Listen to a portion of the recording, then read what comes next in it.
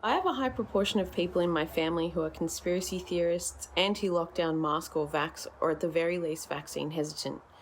This includes some close relatives who are showing some worrying signs of delusion with conspiracy theory overtones.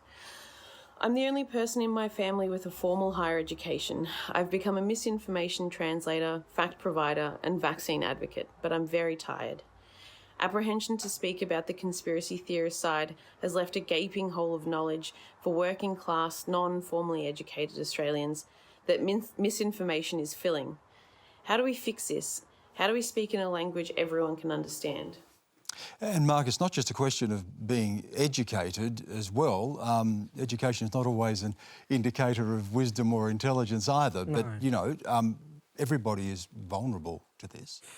I think some of the most effective stuff I've actually seen in the last couple of months has been arming friends and family with how to communicate, basically arming the Cleos of Australia with giving them information so that they can communicate it on a one-to-one. I think one of the really important things to understand about particularly sort of anti-vax sort of misinfo is that usually there's a sense when people have become anti-vaxxers, I'm speaking in like very broad strokes terms here, so I know it's individual for every person, but there's a sense that when they've gone off and kind of acquired those views that it's because they went off and did their own research, that there's a sense of discovery that's part of it. And I think that means that it's more tightly held as a belief system. So to unpick that with an advertising campaign or to unpick that with some nice graphics on the New South Wales Health or, you know, the Victorian Health Instagram page will only get you so far.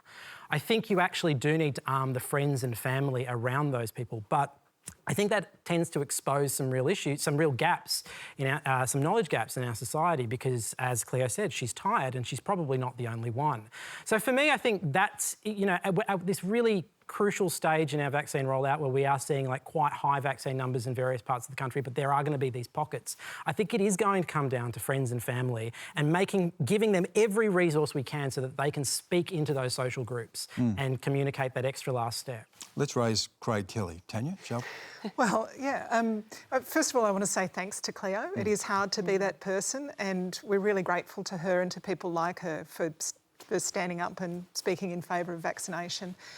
It just drives me crazy. I've not yet heard our Prime Minister say Craig Kelly, George Christensen, they're wrong when they say that vaccines don't matter, masks don't help, the lockdowns aren't doing any good. It is so important to have leadership at that level. And we've been very clear that it's the Chief Medical Officer, it's the Health Minister, these are the people who are providing authoritative, reliable advice. And, you know, we're now at 81% first doses, obviously further to go, but a huge amount of effort gone into providing accurate, fact-based information for Australians. And look, I take Marc's point. People get their information from a range of sources, and friends and family and people you know are an important source of information. But so are parliamentarians. Sure. And a parliamentarian went after my school last night, my old school, Mariah College, because they have put out to parents that they would like extended family members to be vaccinated. And so it's all well and good to say that we should arm all these, great community members with the facts, but if the people at the top of our political system are still there spewing misinformation, how are we to have confidence that there is anything being done about they've got a communications budget to do it, that they are funded by taxpayers to communicate with their electorates, and they're giving them wrong and dangerous information. It is so immoral. Minister, you instructed your department to look into this, didn't you? To look into Craig Kelly and these messages. What's come out of that? No, the Therapeutic Goods Administration has pursued this, and they're pursuing it on the grounds of the Commonwealth Criminal Code and copyright matters on the basis of inaccurate rendering of a government report. So quite misleading. So the Therapeutic Goods Administration, this is where our source of expertise sits within the government. Of course, they're the ones who approve vaccines. But your reporters are saying that you had asked your department to look into the matter as well. Is that correct? Well, we obviously went through a whole of government coordination process to identify how we were going to deal with this.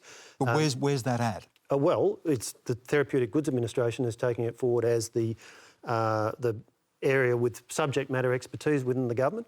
Just as, for example, on the question of misinformation in an election context, the Australian Electoral Commission engages with social media platforms. They did so ahead of the 2019 election. They'll do so ahead of the next election. So misinformation in different contexts, there are appropriate, relevant regulators with subject matter expertise. Like the regulator that stopped the death tax lie during the last election, like that.